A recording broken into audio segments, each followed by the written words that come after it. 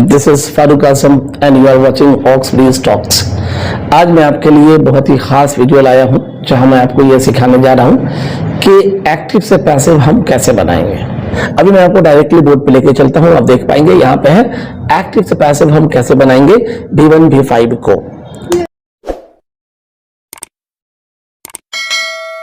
हाँ, आज हम लोग सीखने जा रहे हैं फॉर्मूला नंबर 1। हमारे इस एक्टिव और पैसिव जो दोनों सेंटेंस को बनाने के लिए आएगा वो यहाँ पे एक्चुअली 6 फॉर्मूला हम लोग सीखेंगे। कितना फॉर्मूला सीखेंगे? 6 फॉर्मूला सीखेंगे। अभी हम लोग जा रहे हैं कौन सा फॉर्मूला सीखने? Formula number 1। इस फॉर्मूला नंबर 1 में हम क्या सीखेंगे? V1 V5 का एक्टिव एंड पैसिव। एक्टिव मतलब टेंसी होता है, पैसिव ओरिजिनल वॉइस है जिसे हम लोग सीखेंगे। आप बोर्ड पे देख सकते हैं, बोर्ड पे दिख रहा है आपको? सिर्फ हाँ बोलेंगे, बोर्ड पे दिख रहा है? ठीक है, तो अब आप देखिए कि V1 V5 का एक्टिव और पैसिव हम कैसे बनाएंगे।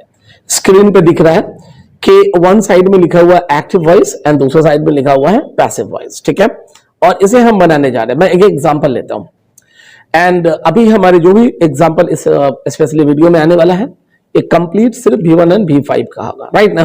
क्योंकि हम लोग V1 V5 को लिमिट कर दिए हैं कि V1 V5 को ही अभी हम इस V1 फॉर्मूला नंबर 1 में सीखेंगे। आप सेंटेंस देख सकते हैं, एक्टिव की तरफ सेंटेंस लिखा हुआ है कि ये देख सकते हैं आप, वह पत्र लिखता है। वह पत्र लिखता है मतलब ये कि पत्र को लिखने का काम कौन करता है? वह करता है। तो ये हुआ हमारा एक्टिव। एक्टिव पैसिव के पहचान में ये स्पष्ट रूप से आपको बताया गया है कि अगर सब्जेक्ट खुद काम करता है तो क्या होगा? एक्टिव वॉइस होगा। मैं आप क्लियर हो? आगे चलूं मैं। इसकी अगर हम ट्रांसलेशन बनाएंगे तो लिखा हुआ he writes a letter. Dear all, मैं एक्टिव से पैसिव बनाने जा रहा हूं। आपको अभी ये वह पत्र लिखता है, ये एक्टिव है। ये टेंस में आपने ऑलरेडी पढ़ा है कि he writes a letter, subject हमारा सिंगुलर है तो वर्ब भी क्या होगा? सिंगुलर ही होगा। तो इसकी ट्रांसलेशन बना वह पत्र लिखता है, वह खुद से लिखता है, इसलिए हुआ हमारा एक्टिव। अगर मैं अब इसे पैसिव बनाएंगे तो आपको जैसा कि ऑलरेडी मालूम है कि सब्जेक्ट, मैं यह एक्चुअली दिखाता हूं आपको और ज्यादा क्लियर हो जाएगा, ठीक है। आप देख सकते हैं यहाँ पे कि अपना जो फॉर्मूला होता है ना, ये सेंटर पे हमारा वर्ब होता है, ये हमारा वर्ब होता है। इसके बाद क्या होता है? इसके बाद होता है ऑब्जेक्ट। सेंटेंस कोई भी हो, फॉर्मूला ये ऑब्जेक्ट हो गया और वर्ब से पहले क्या होगा? तो वर्ब से पहले होता है सब्जेक्ट, जो आप यहाँ पे देख पा रहे हैं, ये हो गया सब्जेक्ट, ठीक है। Subject verb plus verb. तो एक्टिव में ये जो वर्ब है इसका असर किस पे होता है? तो एक्टिव में जो एक्शन का असर है वो जाता है किस पे? हमारे ऑब्जेक्ट पे जाता है, आप ये देख सकते हैं। और पैसिव में इस वर्ब का असर किस पे जाएगा? सब्जेक्ट पे जाएगा, ठीक है। तो जब दिए गए सेंटेंस को हम एक्टिव से पैसिव बनाएंगे तो अभी यहां देखेंगे वह पत्र लिखता है, इस लिखने का असर देखेंगे किस पे हो रहा है? तो ये ऑब्जेक्ट पे हो रहा है। आप यहां देखिए ऑब्जेक्ट पे हो रहा है, ठीक है। तो पैसिव में ऐसा तो होना नहीं है, पैसिव में ठीक इसका उल्टा होगा। पैसिव में वर्ब का असर यहां आप देखिए, वर्ब का असर पीछे हो रहा है, सब्जेक्ट पे हो रहा है। इसीलिए हम क्या करेंगे, दिए गए सेंटेंस में जो एक्टिव फॉर्म में ऑब्जेक्ट होगा उसे हम सब्जेक्ट बना देंगे। ये आप देख सकते हो, मैंने ये लिख दिया अ लेटर, ठीक है। रूल नंबर 1 जो मैंने फ्यू फैक्ट्स ऑफ पैसिव में आपको सिखाया है उसके हिसाब से पहला रूल बोलता है ऑब्जेक्ट को सब्जेक्ट बना दो। एंड ऑब्जेक्ट को सब्जेक्ट क्यों बनाएंगे? बहुत आसान बात है, क्योंकि वर्ब का असर ऑब्जेक्ट पे होता है और यहाँ वर्ब का असर सब्जेक्ट पे होगा, तो लिखने का असर हर हाल में लेटर पे ही होना है, चाहे वो सब्जेक्ट के रूप में आ जाए या ऑब्जेक्ट के रूप में आ जाए। लिखने का असर उस पर नहीं हो सकता, बल्कि लिखने का असर सब्जेक्ट पे ही होना है, इसलिए हम सब्जेक्ट पे ही ले आएंगे ऑब्जेक्ट को। रूल नंबर 2 बोलता है आपके फ्यू फैक्ट्स पैसिव में कि अगर वर्ब के पास हेल्पिंग वर्ब है तो लेकर आ जाओ। अब ये वर्ब है, ये आप वर्ब देख सकते हैं। क्या इस वर्ब के पास हेल्पिंग वर्ब है? नहीं है, बराबर है। वर्ब के पास हेल्पिंग वर्ब नहीं है तो फिर रूल नंबर 2 यहाँ पे कोई काम करना मतलब नहीं हुआ। तो आगे हम रूल नंबर 3 पे जाएंगे। रूल नंबर 3 बोलता है, और ये यहाँ पे हम लेटर आ गया, मतलब लेटर आ गया तो हमारे पास क्या आ गया? ये लेटर हमारे पास सब्जेक्ट बन के आ गया। तो रूल के हिसाब से सब्जेक्ट के बाद क्या चाहिए? वर्ब। वर्ब के फॉर्म के हिसाब से हेल्पिंग वर्ब होगा या नहीं होगा। तो इस वर्ब के पास हेल्पिंग वर्ब नहीं है तो यहाँ कोई दिक्कत है नहीं। फिर अपने को आप क्या चाहिए, वर्ब चाहिए। तो ग्रामर बोलता है पैसिव बनाने के लिए कि वर्ब के फॉर्म को देखो। तो जब आपने ये वर्ब के फॉर्म को देखा, किसके वर्ब के फॉर्म को, एक्टिव के वर्ब के फॉर्म को, तो जब आपने ये एक्टिव के वर्ब के फॉर्म को देखा, जब आपने एक्टिव के वर्ब के फॉर्म को देखा तो ये V1 V5 है। और आपको बराबर ये ऑलरेडी बता चुका गया है कि अगर V1 V5 पैसिव में जाएगा तो क्या बनेगा, is am are plus B3। जोर से बोलो आप, क्या बनेगा, is am are plus B3। इस हिसाब से ऑलेटर के बाद हम डायरेक्ट वर्ब नहीं लाएंगे। इज आई यहां पे इसका छूट गया है, कोई बात नहीं, मैं यहां पे इसे बना देता हूं, ये यहां पे मैं डाल देता हूं, ये हो गया हमारे इज, ये क्या है, इज बराबर है, ठीक है। तो हो गया। जब हम V1 V5 का पैसे में लेके जाएंगे तो क्या होगा, अ लेटर इज रिटन, मतलब V1 V5 पैसे में बनेगा इज एम आर V3। तो अब हो गया अ लेटर इज रिटन। अब बताना पड़ेगा चूंकि किसके द्वारा, अभी हम लोग एक्टिव को पैसे बना रहे हैं तो बताना पड़ेगा किसके द्वारा, तो ऑफकोर्स उसके द्वारा। तो ये बाई जब ऑब्जेक्ट में जाए होगा, यही जो ऑब्जेक्ट में जाएगा तो बनेगा बाय हिम। इस तरह से क्लियर हो गया।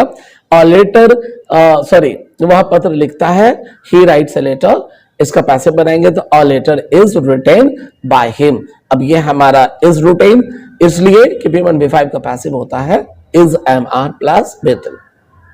अगर हम हिंदी की बात करें तो पत्र लिखा जाता है, एंड यहां हो गया उसके द्वारा। एक काम करते हैं, इसे हम एक और एग्जांपल से देखते हैं।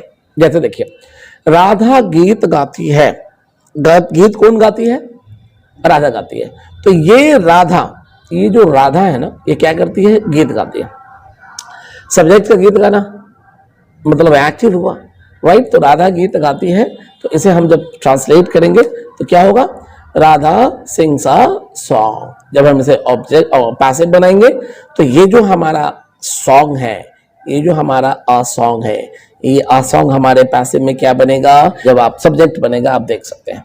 V1 V5 इसके पास हेल्पिंग वर्ब नहीं है, डायरेक्ट V5 है। तो V5 जब पैसिव में जाएगा तो क्या बनेगा, is am are plus B3। आप देख पाएंगे यहां बना is am are B3, subject singular is लिया, सिंग का B3 संग होता है, तो अ सॉन्ग इज संग। अब बताना पड़ेगा किसके द्वारा, तो ऑफ कोर्स बाय राधा। इस तरह से सॉन्ग V1 V5 क्या बना, is am are plus B3। तो ये जो हमारा V1 V5 है, मैं इसे राउंड कर देता हूं, समझना आसान हो जाएगा। ये जो V1 V5 है, ये पैसिव में क्या बना, ये पैसिव में बना इज, राइट, पैसिव में बना इज एम आर B3। मतलब इज एम आर B3 में क्यों बोल रहा हूं, इसलिए कि V1 V5 पैसे में एम आर B3 बनेगा, और ये हो गया इज, सिंग का B3 होता है संग। तो Radha sings a song, passive हुआ, a song is sung by Radha. इसका हिंदी देख सकते हैं, गीत गाया जाता है किसके द्वारा, तो राधा के द्वारा। इस तरह से क्लियर हो गया कि अगर हमारे पास V1 V5 का एक्टिव से पैसिव बनाएंगे तो ये इस तरह से काम करेगा। आगे मैं आपको लेके चलता हूं, आप पहले फॉर्मूला देख लीजिए। तो अपना एक्टिव का फॉर्मूला है सब्जेक्ट एंड बीच में क्या आएगा, वर्ब। चूंकि वर्ब कौन सा फॉर्म है, V1 और V5। ये जो वर्ब है हमारा, ये यहाँ पे या तो V1 होगा या यहाँ पे ये क्या होगा, ये होगा हमारा V5, ठीक है। इस तरह से V1 V5 जब ये पैसिव में जाएगा तो आप देख पाएंगे, पहले सब्जेक्ट, फिर बाद में लास्ट में मैंने ऑब्जेक्ट रखा है। मैंने फॉर्मूला में बाय मेंशन नहीं किया है, वजह ये है कि जब आप एक्टिव से पैसिव बनाएंगे तो लिखना जरूरी होगा, क्योंकि बताना है किसके द्वारा। लेकिन इसके अलावा जब एक्टिव से पैसिव आप नहीं बना रहे हैं तो वहां वाई की जरूरत नहीं है, इसलिए मैंने फॉर्मूला में नहीं लिखा है। क्योंकि अगर मैं फॉर्मूला में वाई लिख दूं तो कंडीशन हो जाएगा, हर जगह आपको जरूरत पड़ेगी, आपको लगेगा हर जगह, लेकिन ऐसा नहीं है। जब डायरेक्ट सेंटेंस पैसिव आएगा तो फिर वाई की कोई जरूरत नहीं है। तो फिलहाल यहाँ पे फॉर्मूला देखिए कि अभी अंदर क्या लग रहा है कि ये जो हमारा V1 V5 है, ये V1 V5 जो आप, मैं इसे राउंड कर देता हूं, समझना आसान हो जाएगा। जब ये पैसिव में जाएगा तो ये क्या बनते दिखाई दे रहा है, ये बनते दिखाई दे रहा है is am are and then plus is am are plus B3। इस तरह से क्लियर हो गया अपना फॉर्मूला, चाहे एक्टिव हो पैसिव हो। Subject plus V1 V5 plus subject active में हुआ, जब ठीक ये पैसिव बनेगा तो सब्जेक्ट प्लस V1 V5 बन गया is am are plus B3 and then plus object, ठीक है। आगे मैं लेके चलता हूं आपको passive of interrogative sentence. Actually क्या है, V1 V5 के पास खुद का हेल्पिंग वर्ब है नहीं, लेकिन अगर क्या होगा तो मैंने टेंस के वीडियो में आपको ऑलरेडी बताया है कि V1 को डू मिलता है उधार में एंड V5 को क्या मिलता है, डस। तो जब आप पैसिव बनाएंगे तो इस हेल्पिंग वर्ब का क्या करेंगे, क्योंकि जो पैसिव का रूल दिखाया गया है डायरेक्ट पैसिव में, मतलब कि फ्यू फैक्ट्स ऑफ पैसिव में, फॉर वीडियो जो फर्स्ट बना हुआ है हमारा पैसिव का, उसमें ये लिखा है कि अगर हेल्पिंग वर्ब है तो पैसिव में जाएगा, एम आई राइट। लेकिन क्या उधार लिया हेल्पिंग वर्ब पैसिव में जाएगा, नहीं जाएगा। इसे हम लोग देखते हैं। ये देखिए, यह है एक्टिव और यह है पैसिव, ठीक है। नाउ एक्टिव में क्या लिखा है, क्या वह पत्र लिखता है, क्या लिखा है, क्या वह पत्र लिखता है। तो अभी क्या को हम पहले हटा देते हैं, क्या है, समझ में आ रहा बात, क्या को हम पहले हटा देते हैं तो बचा क्या, वह पत्र लिखता है। इसका ट्रांसलेशन बनाइए, तो वह पत्र लिखता है। इस क्या को मैंने अभी क्या किया, आप कंफ्यूज ना रहे, इस क्या को मैंने अभी साइड कर दिया। ये जो क्या है ना, इस क्या को मैं अभी साइड कर देता हूं, तो अपने पास क्या बचा, वह पत्र लिखता है। इसका ट्रांसलेशन हो गया ही राइट्स अ लेटर। अब हम क्या को लेकर आते हैं, ठीक है, सॉरी, पहले इसको हम पैसिव बनाते हैं। तो सब्जेक्ट ऑब्जेक्ट हमारा लेटर सब्जेक्ट हो गया, राइट्स जो है एसएमआर भीतर के साथ इज रिटन हो गया, एंड किसके द्वारा हुआ, तो बाय हिम हो गया। अभी एक नॉर्मल सेंटेंस जो आपने पहले वीडियो में देखा अभी जस्ट, कि वह पत्र लिखता है ही राइट्स अ लेटर, क्या को मैंने साइड कर दिया, ठीक है। वह पत्र लिखता है ही राइट्स अ लेटर, इसकी पैसिव हो गया, a letter is written by him, ठीक है। अब हम लोग मान लेते हैं कि क्या सेंटेंस में दिया गया है, क्या, अब इसका अगर हिंदी की बात करें, या अभी मैं अभी क्या को हटा देता हूं, ठीक है, ये क्या को आप हटा दीजिए, क्योंकि अभी क्या ऐड नहीं किया गया है। अभी क्या के अलावा बात कीजिए, a letter is written by him का मतलब क्या हुआ, पत्र लिखा जाता है उसके द्वारा। अब हम क्या को लेकर आते हैं, ये एक्टिव के सेंटेंस में हम क्या लाते हैं, क्या हो गया, क्या लेकर आए। तो जैसा कि आप जानते हैं, ये जो हमारा V5 है इसके पास हेल्पिंग वर्ब नहीं है, लेकिन सेंटेंस में क्या है, क्या, यहां देख सकते हैं सेंटेंस में क्या है, क्या। तो जब इसके पास V5 के पास हेल्पिंग वर्ब नहीं है, लेकिन सेंटेंस में क्या आया, तो हम क्या करेंगे। तो आपको ऑलरेडी बताया गया है कि V5 जो है उधार में क्या लेगा, ये डज लेगा। तो मैंने नीचे लिख दिया है ताकि आपको क्लियर हो जाए कि अगर क्या वह पत्र लिखता है तो क्या हो जाएगा, ये V5 को मिला डज, मैंने नीचे लिख दिया डज ही। अब चूंकि ये डज ऑलरेडी हो गया तो राइट्स जो V5 है इसका एस गायब हो जाएगा। इसी की वजह से मैंने नीचे एक नया सेंटेंस बना दिया है कि does he write a letter. इस V5 को डज मिला और यहां से ये राइट्स में से एस गायब हो गया, क्योंकि ऑलरेडी इसके पास V5 का काम कर गया। आप एक सवाल करेंगे, सर ये V5 का काम कर गया तो राइट को हटा दीजिए, लेकिन नहीं, ये हेल्पिंग वर्ब है, ये मदद किसको कर रहा है, ये इसको मदद कर रहा है, इसको मदद कर रहा है, इसको मदद कर रहा है, तो हम इसे हटा नहीं सकते, लेकिन हाँ इसके एस को भी नहीं रहने दे सकते क्योंकि ये यहां आ गया। तो अब इसकी ट्रांसलेशन क्या बना, क्या वह पत्र लिखता है का ट्रांसलेशन बना does he write a letter, ठीक है। अगर अब यहां हम क्या करेंगे, तो आप देखिए यहां पे एक्टिव में वर्ब V5 के पास हेल्पिंग वर्ब नहीं है, लेकिन अगर आप पैसिव में जाएं तो V5 के पास आप देख पाएंगे कि इसके पास खुद का हेल्पिंग वर्ब है। ये देखिए इज, चूंकि V1 V5 पैसिव में अपने आप क्या बनेगा, क्या बनेगा, V1 V5 इज अमान plus V3, am I right, ठीक है।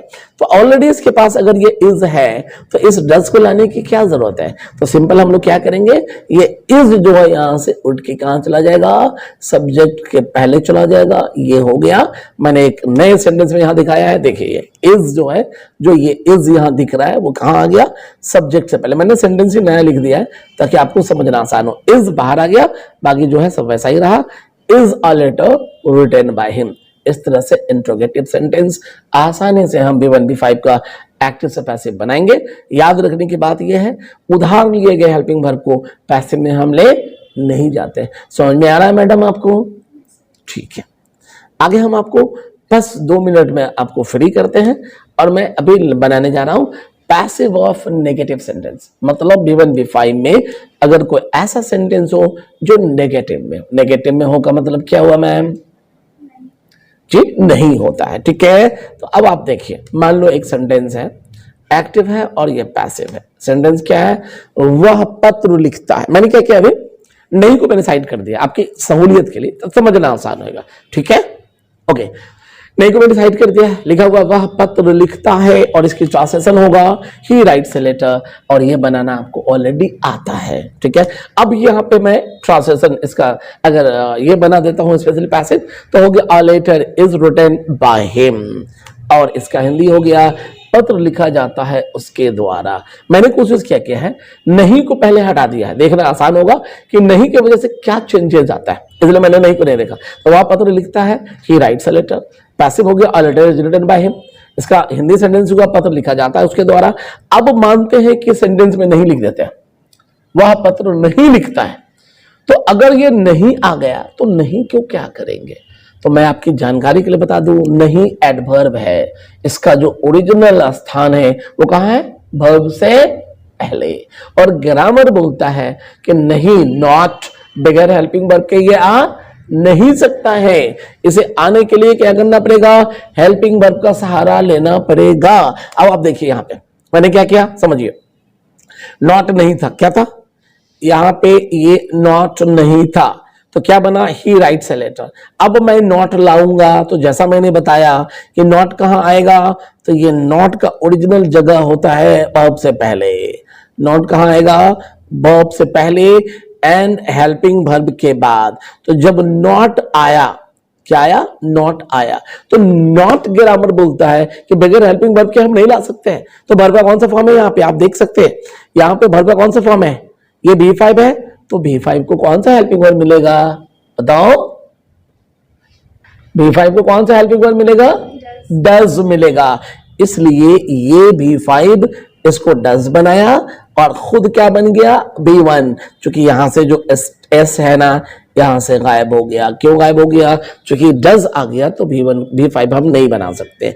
तो ये हो गया हमारा कि वह पत्र नहीं लिखता है का ट्रांसलेशन। चूंकि ये एक्टिव में हम बात कर रहे हैं, he does not write a letter. अगर हम इसी को पैसिव में लेके चलते हैं तो देखिए यहां पे क्या हो गया, बड़ा ही आसानी से देख सकते हैं। और लेटर, ये जो ऑब्जेक्ट है हमारा, ये जो ऑब्जेक्ट है, ये ऑब्जेक्ट क्या बन गया, ये देखिए ये सब्जेक्ट बन गया, ठीक है। अब चूंकि ये B1 B5 को क्या बनना है, तो B5 B5 को बनना है इज एम आर प्लस ये is and then plus B3। तो हमारा सिंगुलर सब्जेक्ट है तो इज लिया, B3 आ गया। तो जब ऑलरेडी B1 B5, ये जो हमारा B1 B5 है, जब ये पैसिव में गया तो इज एम आर B3 बना। तो पैसिव में B1 के पास तो खुद का हेल्पिंग वर्ब है, तो क्या डज ले जाने की जरूरत है, नहीं, उसे क्यों ले जाने की जरूरत है, उसे ले जाने की जरूरत नहीं है। तो अब हम सिंपल क्या करेंगे, इस नॉट को, ये जो नॉट दिया हुआ है, इसको यहां से उठाएंगे, इसको यहां से उठाएंगे और कहां ले जाके रख देंगे, इसमें रख देंगे। किसके बीच में रखेंगे, बड़ा आसान है, वर्ब के पहले, ये हो गया वर्ब के पहले एंड इज के बाद। क्योंकि ग्रामर बोलता है नॉट को क्या चाहिए, हेल्पिंग वर्ब चाहिए। इस हिसाब से बन गया a letter is not written by him. And आपको क्या याद रखना चाहिए कि उधार मतलब जिस वर्ब के पास खुद का हेल्पिंग वर्ब नहीं है, वो बगैर हेल्पिंग वर्ब के काम करता है। लेकिन अगर सेंटेंस क्या होगा या नहीं होगा, तो वैसे कंडीशन में हेल्पिंग वर्ब चाहिए, ग्रामर का ये रूल है। तो ये लोग एक्टिव में क्या करते हैं, उधार लेते हैं। B1 डू लेगा एंड B5 डज लेगा। फिर याद रखिए B1 को उधार में क्या मिलेगा, डू, B5 को क्या मिलेगा, डज। लेकिन पैसिव में इसकी जरूरत नहीं है, ये उधार वाले को इधर ही छोड़ देंगे। क्यों, क्योंकि इसके पास खुद का यहाँ पे इज आ गया, ये इसके पास खुद का ये इज आ गया। तो इस तरह से क्लियर हो गया कि B1 B5 अपने दो रास्ते से चलता है, एक एक्टिव और दूसरा पैसिव। एक्टिव में सब्जेक्ट खुद काम करेगा, पैसिव में सब्जेक्ट पे काम किया जाएगा। और B1 B5 जब पैसिव जाएगा तो क्या बनेगा, is am are plus B3। Thank you very much. मैं आपको एक बात याद दिला दूं, मैं कोशिश कर रहा हूं कि आपके लिए बेहतर वीडियो बना सकूं। और आपको जो इंग्लिश की प्रॉब्लम है, राइट, चाहे वो लिखना, पढ़ना, बोलना, मैं स्पेशली आपको फोकस करूंगा कि आपका ग्रामर इतना बेहतर हो जाए कि आप जनरल कंपटीशन के सारे एग्जाम को आप हैंडल कर सके। और अब जब बात करने की बात हो तो आसानी से इंग्लिश ग्रामर की मदद से अच्छा बात कर सके। कई लोग कहते दिखाई देंगे बात करने के लिए ग्रामर की जरूरत नहीं है, गलत बोल रहे हैं। एक माइनर डिफरेंस है, मीनिंग में बहुत फर्क पड़ता है। ग्रामर की जरूरत तब नहीं है जब आप उस जगह पे होते हैं जहां पे अंग्रेजी बोला जाता है। लेकिन अगर वो आप उस जगह पे हैं जहां पे अंग्रेजी नहीं बोला जाता, तो ग्रामर आपको हेल्प करता है कि आप किसी के बगैर घर पे अपने सेंटेंस को इंग्लिश में बना सकते हैं। इस तरह से मैंने आज आपको बराबर से समझाया। V1 V5 का एक्टिव एंड V1 V5 का पैसिव। मैं आपके साथ फिर मिलता हूं अगले वीडियो में V2 का एक्टिव एंड V2 का पैसिव समझाते हुआ। मेरे ये 6 फॉर्मूले के कॉन्सेप्ट को अगर आप समझ लेते हैं, यकीन मानो आपकी ग्रामर बहुत ही आसान हो जाएगा। आप सिर्फ याद जो दिया गया है वो नहीं, बल्कि खुद से आप क्रिएट कर सकते हैं। मैं उम्मीद करूंगा आप हमारे वीडियो को जरूर देखें, लाइक करें, शेयर करें और दोस्तों के साथ जरूर डिस्कस करें। और अगर कोई प्रॉब्लम होता है आप मुझे कॉल कर सकते हैं, आप मुझे मैसेज कर सकते हैं। मैं आपको चाहूंगा कि आपके सवाल को जवाब दिया जाए, ठीक है। और प्रैक्टिस के लिए मेरा कंप्लीट अलग वीडियो होगा, क्योंकि जब मैं ग्रामर समझाता हूं तो कोशिश करता हूं हिंदी बात करूं। रीजन ये है कि आप समझें, ठीक है। और मैं प्रैक्टिस के लिए कंप्लीटली अलग से वीडियो लाऊंगा, ठीक है। आप उसे जरूर देखें, ग्रामर से हिंदी को अंग्रेजी बनाएं, अब प्रैक्टिस सुन के आप आपस में बात करें। फाइनली अगर आप ऐसा करते हैं तो 100% आपको अंग्रेजी पढ़ना लिखना बोलना आ जाएगा। मिलते हैं अगले वीडियो में, तब तक के लिए गुड बाय, टेक केयर।